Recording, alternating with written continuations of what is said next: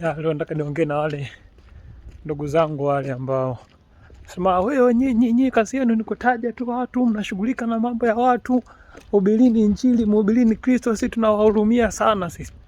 Sasa wewe mwenyewe kwanza uko unashughulika na watu, ndio jambo la kwanza. Hiyo ndio injili yako. Injili yako ni kuwafanya watu wahubiri vitu sawa sawa, si ndio? Sasa na wewe mwenyewe uko unashughulika na watu. Sasa na sisi tukishughulika na watu, sisi unatukataza kwamba sisi tusishughulike na watu, sisi tushughulike na injili. Sasa wewe injili yako ni kushughulika na sisi, wewe unashughulika na watu, alafu sisi tukashughulike tukahubiri yale maharage na yale mahindi, ndio tuyahubirie. Injili siku zote ilitaja majina ya watu, injili ilielezea watu, injili ilielekeza watu. Injili kama ilivyoandikwa na Mtume Paulo, alikuwa akiwataja Wakorinto. Enyi Wakorinto, anawaambia pale kwa habari ya zinaa, ningewaambia hata msiwaguse wanawake kwa sababu ile zinaa iliyoenea katikati yenu.